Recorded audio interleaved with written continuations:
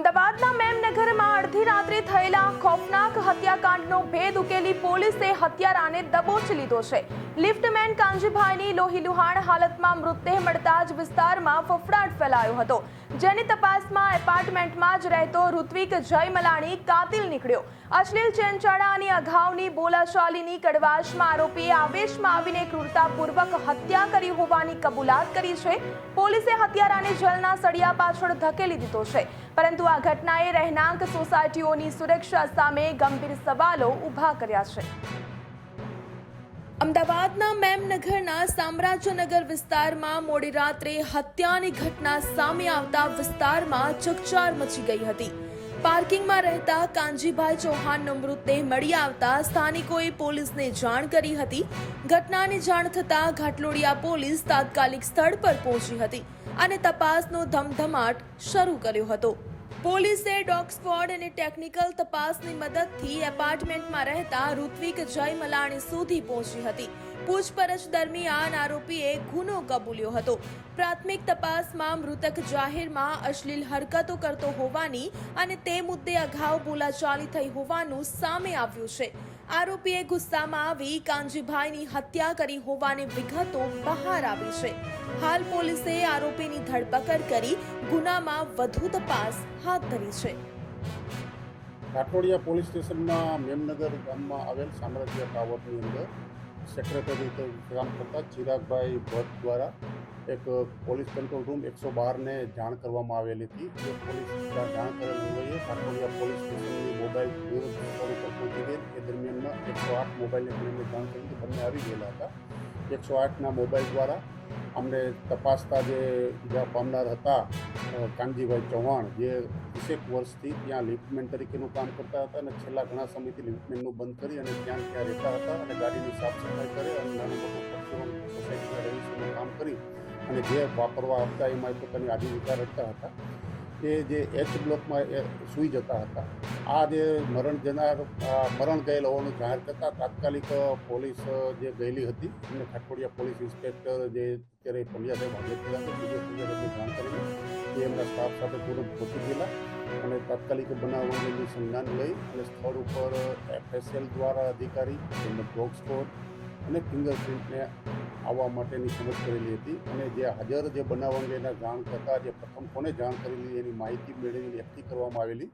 સોસાયટીના સેક્રેટરી ચિરાગભાઈ જાણીને પ્રથમ જે આઈ બ્લોકમાં કામ કરતા પ્રથમ જે છે મહેન્દ્રભાઈ પદ્માજીએ જણાવેલ હતું કે એચ બ્લોકમાં કાનજીભાઈ ચૌહાણ જે છે એ લોહીલુહાણ હાલતમાં નીચે પડેલા છે, જેથી એમને ઘરે જ તાત્કાલિક તમે 108ને બોલાવો, પરંતુ થોડી વાર પાછા આવેલ ત્યારે 108 બોલાવેલ નહીં હોવાથી આ સેક્રેટરી ચિરાગભાઈ દ્વારા તાત્કાલિક જ એમને સોસાયટી પોતાના મોબાઈલ ફોનથી 108ને ફોન કરેલો, 112ને ફોન કરેલા હતા અને તપાસે આ મૃત હતા એટલે તાત્કાલિક એમના જણાવ્યા મુજબની ફરિયાદ દીધેલી હતી અને મૃત ગયેલ હોવાથી તાત્કાલિક એમના સોસાયટીમાં લાગેલ CCTV કેમેરાની ચેક કરતા રાત્રિના આજ રોજ વહેલી સવારના 2 વાગ્યાની આસપાસ જે બ્લોકમાં જે રહે છે જી બ્લોકમાં જે રહે છે આરોપી તરીકે ઋત્વિકભાઈ વિનયભાઈ જયમલાણી, જે રાત્રિના 2 વાગ્યાની આસપાસ એક થેલીની અંદર એક કોઈ ભારે પદાર્થ લઈ અને નીચે આવન જાવન કરતા હોવાની જગ્યા જોવામાં આવેલા।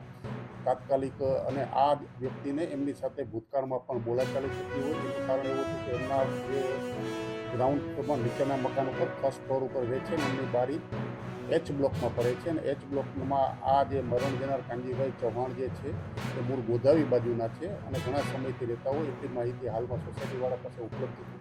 એના આધારે ફરિયાદ લીધી અને એમને જાહેરમાં જે બાથરૂમ કે જે છે એવો ઉપયોગ કરતા હોય ને એમાં એ બાબતમાં ખુલ્લું રાખી અને પોતે સૂતા હોય નાનું મોટું ક્યારેક બોલાચાલી એ બાબતની થયેલી હતી, જેનું મનદુખ રાખી અને આ ઋત્વિકભાઈ વિનયભાઈ જયમલાણી જે રાત્રિના સમયે પોતાના હાથમાં ઘરમાં એક બોથડ પદાર્થ લાવી અને એના માથાના ભાગે 2 થી 3 જેટલા ફટકા મારી અને નાસી ગયેલા હતા। એ મુજબની ફરિયાદ તાત્કાલિક દાખલ કરવામાં આવેલી અને સ્થાનિક જગ્યામાં 2 પંચો લાવી એ સાક્ષ્યમાં એનું પંચનામું કરી અને જે લોહીવાળા કપડાં આજુબાજુમાં FSLના જણાવ્યા મુજબના પુરાવા એકઠા કરવામાં આવેલા હતા અને આ વધુમાં જે ડોગ સ્કોડ જે તપાસ માટે બોલાવવામાં આવેલા હતા એ ડોગના હેન્ડલર જે છે એ ડોગ જે સ્મેલ આપી અને ટ્રેક કરાવેલ હતું તો એ જ પણ આરોપીના ઘર સુધી ડોગ ત્યાં ગઈ અને એમને નિશાની આપી અને ગાઈડ કરીને ત્યાં ગાઈડ કરતા પોલીસ ડોગ ત્યાં પહોંચી ગયેલા હતા જે આરોપી પાસે.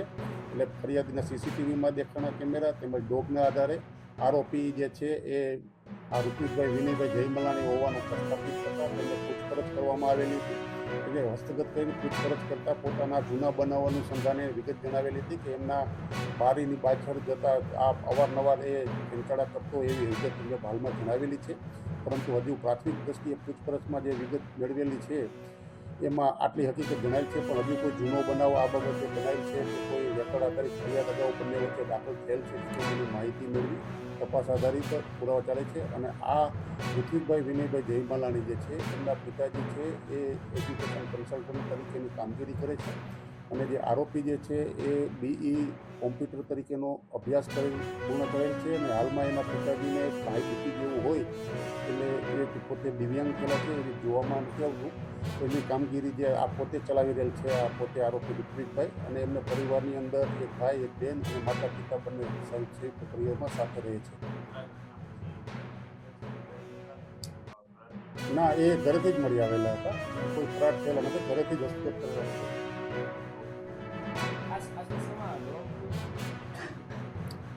આમાં ડોગની મહત્વની ભૂમિકા આવી હતી કે જે બનાવ સ્થળેથી જે ઘટનાક્રમમાં ડોગ જે સ્મેલ કરીને જે ટ્રેક કરેલ તે આરોપીના ઘર સુધી ગયેલ હતા ટ્રેકિંગ કરતા. એટલે એના આધારે પણ અને સીસીટીવીમાં જે દેખાતો હતા વ્યક્તિ બંને એક જ વ્યક્તિ તરફ અને ફરિયાદી જે સેક્રેટરી જે જાહેર કરેલ ફરિયાદ આમ પ્રાથમિક દ્રષ્ટિએ જ આરોપી વિરુદ્ધ અટક કરવા જેટલા પૂરતા પુરાવા હોય એટલે સક્રિય પોલીસ દ્વારા એના વિરુદ્ધ અટક કરી ધોરણસરની કાર્યવાહી હાથ ધરેલ છે.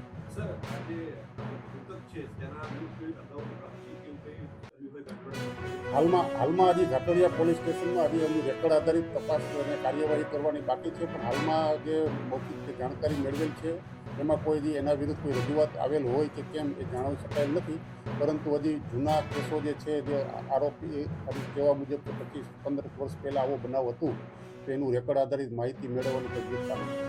મેમનગર સામ્રાજ્યનગરમાં બનેલી હત્યાની ઘટનાનો ઝડપી ભેદ ઉકેલી પોલીસે આરોપીને જેલ હવાલે કરવાની કાર્યવાહી શરૂ કરી છે. હવે તપાસમાં અન્ય કોઈ કારણ કે સંડોવણી સામે આવે છે કે નહીં તે હવે જોવું રહ્યું. હાલ તો પોલીસે આગળની તપાસ હાથ ધરી છે.